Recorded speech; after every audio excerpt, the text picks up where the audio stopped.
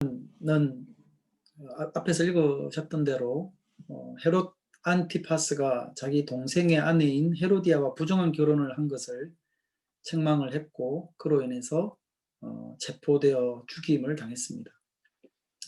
잘못된 것을 잘못됐다 말하는 소리를 이 불의한 자는 듣기 싫어합니다. 헤로디아가 더 그러했죠. 듣고 반성하고 회개한다면 사람에게는 희망이 있습니다. 그런데 불의한 자는 의로운 소리를 억누르고 그 소리 내는 사람을 숙청함으로써 더 이상 그 소리가 나오지 않게 합니다. 악한 헤롯이 그러했습니다. 마음에 또 찜찜함은 있었지만 결국은 그 일을 행하고 말았습니다. 정의의 소리가 악에 의해서 억압되어지고 묻혀버리게 되는 그런 모습을 이 본문에서 우리가 읽게 되어집니다. 세례 요한은 의로운 소리를 외침으로써 결국은 죽임을 당했습니다. 결국 그 소리가 실패한 것처럼 보입니다. 스데반 집사는 이스라엘 백성들에게 십자가에서 죽으신 예수 그리스도의 복음을 전했습니다. 저들이 구약 말씀을 가지고 이 스데반하고 논쟁을 막 했는데 이 사람을 당해낼 수가 없는 거였습니다. 그래서 이스라엘 백성들은 사람을 매수해서 이 스데반이 모세와 하나님을 모독했다고 하는 거짓 증언을 하게 해서 그를 붙들어 공회로 데려갑니다. 그 앞에 서게 되었는데도 스데반은 두려워하지 않고 예수 그리스도의 복음을 분명하게 전합니다. 그러면서 오히려 그 사람들을 꾸짖었습니다. 당신들이야말로 하나님이 보내신 그리스도를 죽인 장본인들이다 라고 하면서 저들에게 호통을 쳤습니다. 사람들은 마음에 찔림을 받았지만 그 소리가 듣기 싫었던 거죠. 그래서 돌로 쳐서 죽여버렸습니다. 더 이상 자신들이 듣기 싫어하는 그 책망하는 목소리는 들리지 않게 되었습니다. 스데반이 죽었으므로 스데반이 진 것 같았습니다. 동족 이스라엘 백성들에게 복음을 전하는 데 실패한 것 같았던 이 스데반의 외침은 예수님의 제자들, 사도들을 통해서 성공을 거두게 됩니다. 오늘은 종교개혁 주일입니다. 이날은 마틴 루터의 종교개혁을 특별히 기념하는 날입니다. 1517년 10월 31일 루터가 95개 조항의 반박문을 게시함으로써 로마 가톨릭의 부패를 비판을 하고 당시에 횡행하던 면죄부를 판매하는 것을 정죄하고 진정한 권위는 이 교황이라는 사람이 아닌 성경으로부터 나오는 것이다 라고 하는 것을 주장을 했습니다. 다수의 성직자들이 교회의 부와 권세에 빌붙어서 틀린 것을 틀렸다 말하지 못하던 그것을 루터의 반박문이 도화선이 되어서 유럽 전역에 확산이 됨으로써 교회 개혁이 성공적으로 이루어지게 되었습니다. 여기에는 시대적인 도움도 있었습니다. 이 1517년 마틴 루터가 이 포고문을 이제 게시를 했던 그 시점으로부터 이제 한 80년 정도 전에 이 구텐베르크에 의한 금속 활자 인쇄술이 나와 있었기 때문에 루터의 이 사상이 쉽게 인쇄가 되고 유럽에 확산이 될 수가 있었던 것이죠. 참 아이러니한 것은 이 구텐베르크라는 사람은 원래 이 인쇄술을 가지고 루터가 그렇게도 비판을 했었던 로마 가톨릭 교회의 면죄부를 찍어 팔아서 큰 이익을 봤던 사람입니다. 그런데 그것이 교회 개혁을 성공적으로 이루게 만든 가장 효과적인 수단이 되었다라고 하는 거죠. 제가 오늘 여러분과 함께 나누고자 하는 것은 이 마틴 루터의 업적에 대한 게 아닙니다. 종교개혁 주간이 될 때마다 루터에 대해서 한 번씩 나누기도 했었고 또 그의 업적에 대해서야 뭐 두말할 필요도 없지만 저는 오늘 사실 그가 했던 개혁이 성공하기까지 마틴 루터 이전에 형장의 이슬로 사라져 갔던 훌륭한 개혁자들과 그들의 목소리에 대해서 생각을 해보려고 그럽니다. 앞에서 언급을 했던 세례 요한이라든지 스테반과 같은 그런 외침을 외쳤던 사람들. 하지만 그들은 정작 그 개혁과 변화를 보지 못하고 떠나갔던 그러한 사람들에 대한 이야기입니다. 그 대표적인 인물이 존 위클리프와 존 후스라는 유명한 개혁자들입니다. 존 위클리프는 조금 이따가 다시 말씀을 드리긴 하겠지만 이 아비뇽 교황청 시대에 살았던 인물입니다. 14세기죠. 그는 당시 교황을 비롯한 성직자들이 행사하는 이 모든 통치 권한이 너무나도 세속적으로 사용되고 있다는 것을 보고 그것을 많이 지적을 했습니다. 그래서 그 지금 PPT로 올려져 있는 이런 이야기를 했습니다. 일체의 합법적 통치권은 하나님으로부터 비롯되는 것이다. 그러나 이 통치권은 섬김을 받기 위해서가 아니라 섬기기 위해 오신 그리스도의 모범에 따른 특성을 가져야 된다. 피지배자가 아닌 지배자의 이익을 위해 사용되는 일체의 통치 형태는 진정한 통치가 아니며 차라리 반역이다 라는 말을 했습니다. 또 그리스도의 교회는 교황 및 그의 눈에 보이는 유형적 계급 제도가 아니라 구원으로 택정함을 받은 자들로 이루어지는 눈에 보이지 않는 무형의 몸이다. 여러분 잘 알고 계시는 그런 표현이죠. 물론 사실 이 표현도 그가 처음 한 말이 아니고 어거스틴, 400년대의 어거스틴에게까지 올라가게 됩니다. 그러니까 매 시대마다 교회에 대한 바른 개념을 갖고 있었던 사람들이 존재를 했던 것이죠. 심지어 그는 이 생애 말기에 이 부패한 성직자들의 모습을 보면서 이런 말도 했습니다. 교황마저도 구원을 얻지 못한 자들 가운데 포함될 것이다. 이 교황을 당시에 하나님의 대리자로 믿던 당시 사람들에게는 너무나도 파격적인 소리였습니다. 그러니까 이 성직자들의 눈에 존 위클리프가 얼마나 눈에 가시처럼 보였겠습니까? 결국 그는 성찬에 관한 교리에 있어서 교황청과 의견을 좀 달리 한다는 이유로 이단으로 정죄되고 그로 수년 후에 그는 죽음을 맞게 됩니다.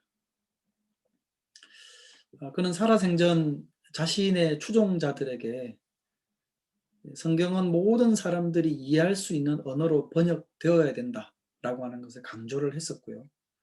그리고 그래서 그가 죽고 나자 그의 추종자들이 그가 하던 성경의 영어로의 번역 작업을 완수를 하게 됩니다.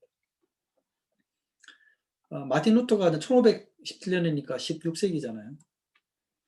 마틴 루터가 종교개혁을 하고 난 이후에 그가 했던 작업이 뭔가 그러면 이 라틴어, 볼게이트라고 하는 라틴어 성경을 일반 서민들도 쉽게 읽을 수 있는 독일어로 번역하는 그런 작업이었는데요.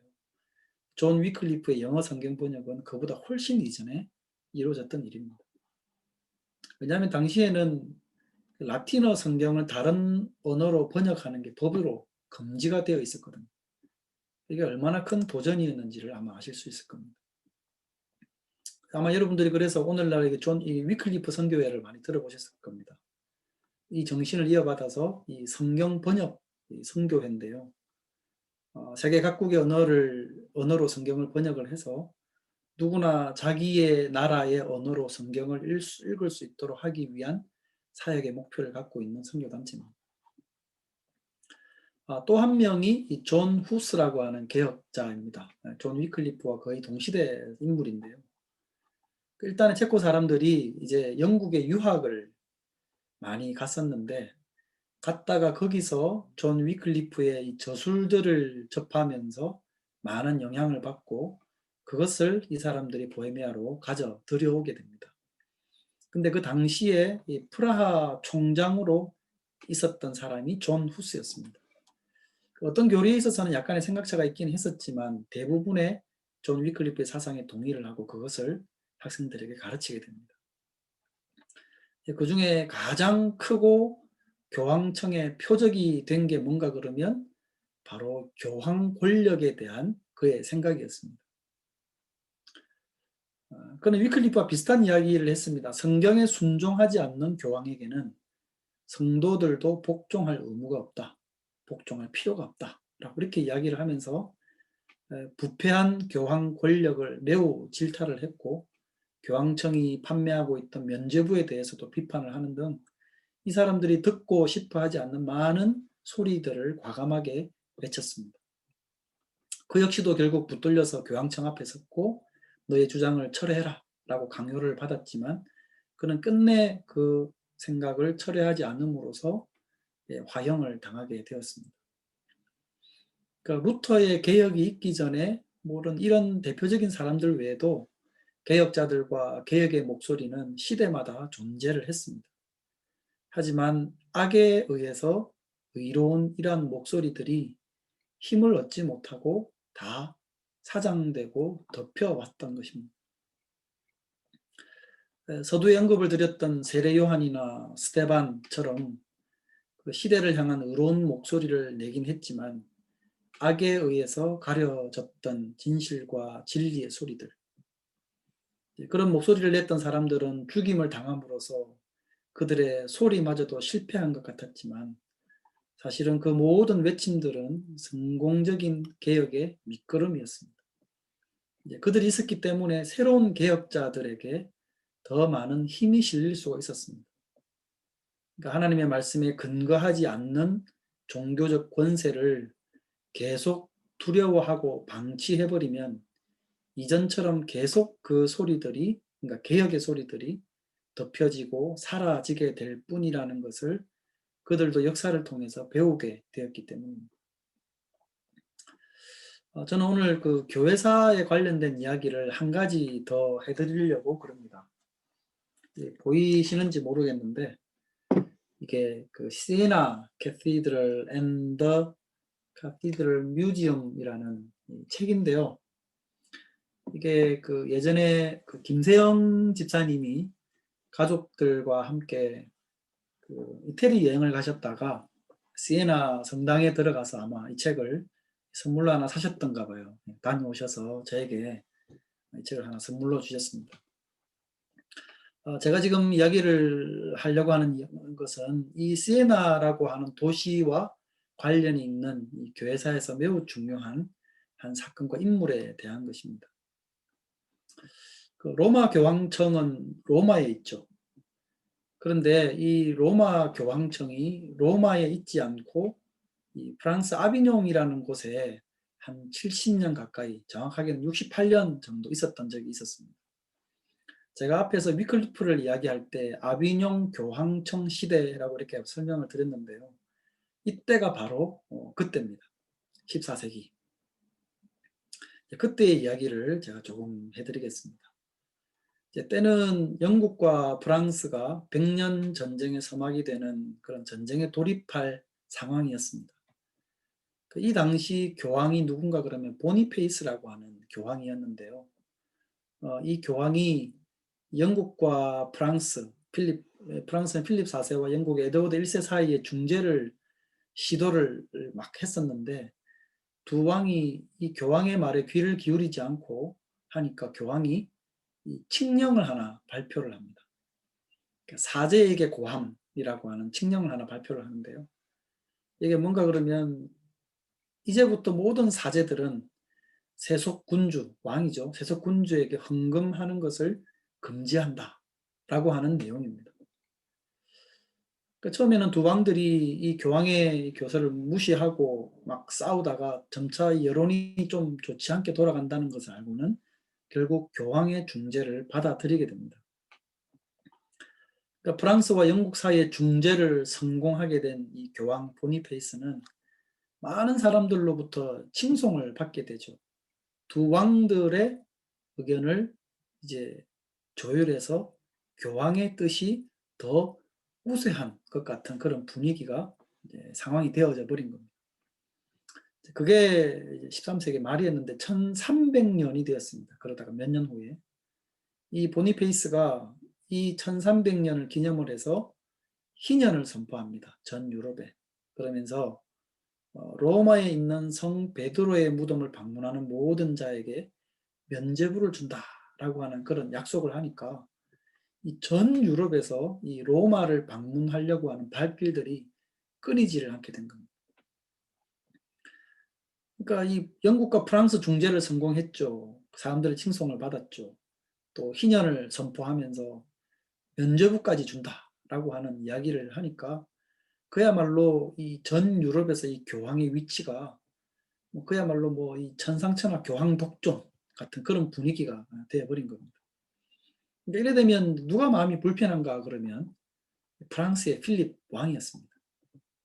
영국이 아주 물 건너 있기 때문에 좀 실감이 덜하지만 필립 왕은 이런 분위기가 여간 불편한 게 아니었던 것이죠. 감정도 좋지 않고. 그래서 필립 왕은 교황을 대적하기 위한 여러 가지 방법을 모색을 하게 됩니다. 교황의 숙적들을 도와서 자기 편으로 만들고 또 프랑스의 대적 관계에 있는 영국을 자기 편으로 만들고 교회의 토지들도 몰수를 하면서 교황에게 정면으로 도전을 합니다. 그는 귀족, 성직자, 평민계급까지 포함된 이 삼부회라는 것을 만들어가지고 로마에 대항하기 위한 정책들을 승인받으려고 합니다. 그러니까 이 교황이 이런 분위기를 읽게 되었던 거죠. 근데 교황 보니페이스도 상당히 정치적인 사람이었거든요. 이런 분위기를 읽은 교황이 아주 발빠르게 움직입니다. 영국과 자기가 프랑스에 대치한 게 있으니까 제가 말씀을 잘못 드렸네요. 영국을 자기 편으로 이제 끌어들입니다. 교황이. 그리고 또 하나의 이 칙령을 발표를 하는데요. 종교 부문과 정치 부문에 있어서 최고의 권위는 교황에게 있다라는 내용을 골자로 한 이 유일한 권위라고 하는 이 칙령을 발표를 합니다. 게다가 프랑스 왕을 파문하기 위한 절차에까지 돌입을 합니다. 완전히 이제 두 세력이 꽝 하고 이제 맞부딪히게 된 것이죠. 근데 이 파문령을 내리기로 한 그 날 전날에 이 필립 프랑스 왕의 충복이었던 윌리엄 노가레라고 하는 사람이 병사들을 데리고 가가지고 이 보니페이스를 납치를 합니다. 그 가족들, 친척들까지 다 강탈해버리죠. 그 일이 있고 나서 이 보니페이스는 시름시름 앓다가 그냥 사망을 하게 되어집니다. 교황은 죽었고 추기경단이 새로운 교황을 선출을 해야 되는데 한 사람을 선출을 했더니 이 사람도 얼마 있지 않아서 사망을 합니다. 근데 자꾸 스멀스멀 이 소문이 나돌기 시작하는데 무슨 소문이 나는가 그러니까 이 새 교황도 이 독살당했다라고 하는 소문이 퍼져 나오게 되는 겁니다. 이제 추기경단에서 새로운 고민이 생겼습니다. 또다시 교황을 선출을 해야 되는데 어떤 교황을 뽑아야 되는가. 결국 고민하다가 이 추기경단에서 독살의 위험이 없는 친프랑스 성향의 교황을 선출을 하는 거죠. 이 클레멘스 5세라고 하는 교황을 선출을 하게 됩니다. 근데 이 교황은 교황이 되고 나서 몇 년 있지 않아서 자기가 있어야 될 로마 교황청에 있지 않고 프랑스에 있는 아비뇽이라는 도시에 거주하기 시작합니다. 그리고 그가 죽을 때까지 거기서 지내면서 교황직을 수행을 합니다. 이 사람을 시작으로 해서 총 향후 70년 동안 이 사람의 있었던 기간 포함을 해서요.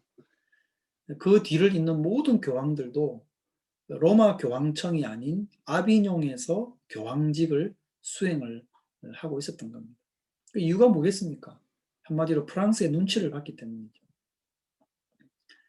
교황들이 제대로 된 영적 지도자로서 역할을 하지 못하고 프랑스 눈치를 보면서 결국은 정치적 도구로 전락해버린 시기가 바로 이 시기였던 겁니다. 이 시기가 이스라엘 바벨론 포로기와 비슷한 기간이 70년 정도가 되기 때문에 이 시기를 가리켜서 교황청의 바벨론 포로 시대라고 이제 부르게 된 겁니다. 그 영적으로 보면 교회가 가졌던 영적 아주 굴욕적인 시기가 바로 이 시기였습니다.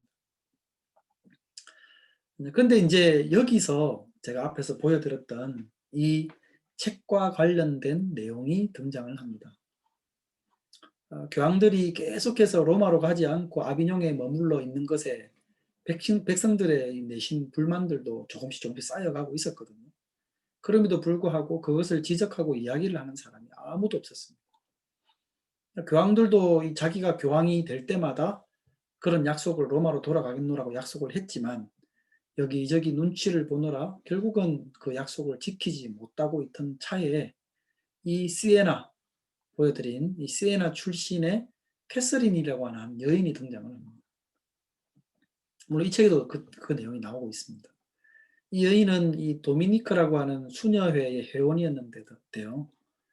이 여인이 나서서 교황에게 당돌하게 찾아가가지고 아비뇽에 계시지 말고 로마 교황청으로 귀환하십시오. 한마디로 더 이상 교황이 정치의 놀이개로 살지 말고 제대로 된 영적 지도자 역할을 하시라는 이야기를 하게 된 겁니다. 이것을 군중들에게도 계속 알리고 하면서 많은 군중들의 호응을 얻습니다. 그것이 엄청난 물결이 되어서 백성들의 열망을 고조시키게 되었습니다. 결국 당시 교황이었던 그레고리가 아주 기나긴 이 아비뇽 교회의 포로 생활을 끝내고 로마로 입성을 하게 됩니다.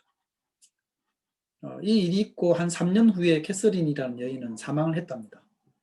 근데 그로부터 1세기가 지나서 이 캐서린이라는 여인은 로마 교회의 성자로 이렇게 시성이 되고 1970년에는 당시의 교황이었던 바오로 6세, 요한이 아니고요. 바오로 6세에 의해서 교회 박사라는 칭호를 하사를 받는데 이거는 이런 명예는 그 여성으로서 가톨릭 역사에서 딱 4명밖에 없는 케이스라고 그럽니다. 그 중에 한 사람이 캐서린이라는 여인인 거죠. 물론 이 캐서린이 살아 있었을 때는 종교개혁이 있기 전이었기 때문에 교회 개혁을 위한 목소리를 교황을 향해서 내야 했던 것입니다. 제대로 된 영적 지도력을 발휘하지 못하고 정치의 하수인 역할만 하고 있던 이 교회를 한 여인의 개혁적인 목소리가 제대로 된 영적 기구로서의 자리로 되돌아올 수 있게 만들어준 겁니다. 영적으로 어두운 세상에서 이 개혁의 필요를 느끼는 사람들이 그나마 있다는 사실은 참 다행스러운 일이라고 생각합니다. 하지만 그것으로는 충분하지 않습니다. 용기 내어서 말할 수 있는 사람이 있어야 됩니다. 역사를 통해서 배울 수 있는 것은 그런 목소리들은 대개의 경우 보면 악에 의해서 덮여버리는 경우가 많더라는 겁니다. 그렇기 때문에 결과적으로 실패한 것처럼 보입니다. 헤롯에 의한 헤레 요한의 죽음은 너무나도 안타까웠고 또 심하게 말해서 객사한 것처럼 보입니다. 스데반은 더 많은 일을 할 수 있었던 사람 같은데 너무 일찍 돌에 맞아서 죽어버린 것만 같습니다. 하지만 사실 그들이 실패한 것이 아닙니다. 그들은 성공을 위한 씨앗을 뿌린 것인 거죠. 의의 소리보다 악한 세력이 더 승하는 것 같은 그런 상황을 우리가 접할 때가 많이 있지만 그럼에도 불구하고 우리가 하나님 안에서 믿을 수 있는 것이 있습니다. 진리는 반드시 승리할 것이라는 것과 시간은 걸리고 당장 눈에 그 결과가 보이지는 않을지 모르지만 피어날 진리가 그 안에서 꿈틀거리고 있다는 것을 우리는 볼 수 있어야겠다는 겁니다. 오늘 본문에서 연결되어 있는 이 두 가지 내용을 잠시 보시기를 바랍니다. 길게 제가 오늘 본문을 읽어 드렸는데요. 앞에 부분 이야기는 세례 요한이 헤롯에 의해서 처형되는 이야기고요. 뒤의 이야기는 예수님이 따르던 무리들에게 떡과 고기를 풍성하게 먹이시는 내용이 담겨 있습니다. 가만히 보면 너무나도 다른 분위기의 이야기가 이어서 연결되어 있습니다. 헤롯의 궁궐에서는 부정한 결혼 생활이 이루어지고 고아와 사기가 극에 달한 생일잔치에서 의로운 사람 요한의 생명이 어설픈 춤을 춘 한 철부지 계집아이의 춤값으로 지불되는 기가 막힌 일이 벌어지고 있었던 그 시간에 또 같은 세상의 다른 한켠에서는 이런 타락과 잔인한 나라와는 너무나도 다른 사랑으로 먹이시는 풍성한 생명의 나라가 싹을 틔우고 있었다는 것을 우리는 말씀을 통해 볼 수 있는 겁니다. 이런 하나님의 나라를 전하셨던 예수님도 사실은 당신의 죽으심을 통해서 완성시키신 그 나라를 제자들에게 다 맡겨놓고 떠나셨습니다. 제자들은 그것을 다 이루었습니까? 아니요, 그렇지 않습니다. 어떤 제자들은 어느 정도 큰 성공을 거두기도 했지만 또 어떤 제자를 보면 이렇다 할 사역을 제대로 하지도 못하고 일찍 처형당해 죽어버렸습니다. 그들도 다 이루지 못했던 이 미완의 사역을 그들의 제자들과 그 후대의 믿음의 성도들이 계속 이어오게 된 것입니다. 우리가 요즘 계속 이 히브리서 말씀에서 우리가 보아왔던 것처럼 복음 때문에 비참하게 죽임을 당하는 많은 사람들 중에 정말 이름 없는 한 사람처럼 그렇게 떠나간 많은 사람들이 있습니다. 하지만 그들이 뿌린 씨앗이 지금 우리들에게서 싹을 틔웠고 앞으로도 그 싹을 틔우게 될 것이라는 겁니다. 실패한 것 같고 진 것 같지만 결국은 그 의로운 외침들이 성공하였다는 것을 역사가 보여주는 겁니다. 저는 이 개혁주의를 맞아서 이런 개혁자들의 목소리를 우리가 다시 한번 들어봤으면 해서 이 말씀들을 잠시 나눴습니다. 그리고 개혁자적인 정신을 우리들도 배울 수 있었으면 좋겠습니다. 그렇게 그들과 함께 늘 파묻혀서 이야기하지 않고 떠밀려 내려가는 그런 많은 무리들 중에 한 사람이 아니라 필요하고 반드시 선포되어져야 되고 우리 가운데 이루어져야 되는 바른 그것을 개혁자적인 정신을 가지고 이야기하고 또 그런 생각을 계속해서 갖고 살아가는 그런 개혁자적인 정신을 소유한 신앙인, 그런 신앙인이 우리 모두가 되었으면 하는 마음으로 함께 말씀을 나눴습니다. 그런 정신을 배워서 믿음의 삶을 힘있게 달려가시는 우리 성도님들이 되시기를 주님의 이름으로 축원드립니다. 기도하겠습니다. 거룩하신 하나님 아버지 은혜를 감사합니다. 불의한 일에 대해서 소리를 내었다가 억울한 죽음을 당한 많은 믿음의 선진들, 개혁자들이 있었습니다. 그러나 진리는 파묻히지 아니하고 싹이 되어 자라고 성장하고 그 안에서 하나님의 의가 온전히 드러나게 됨을 역사를 통해 우리는 보게 되어집니다. 개혁주의를 통해서 개혁자들의 생각을 함께 묵상하고 우리가 배울 수 있기를 원합니다. 늘 바른 것을 좇아 살아가고 이익을 위해서 악한 것에 휩쓸려 다니지 않게 하여 주시고 하나님의 뜻을 좇아 바른 것을 추구하며 살아가는 개혁자적인 그런 신앙인이 될 수 있도록 은혜 베풀어 주시옵소서. 거룩하신 구주 예수님의 이름으로 기도드립니다. 아멘. 네, 우리 같이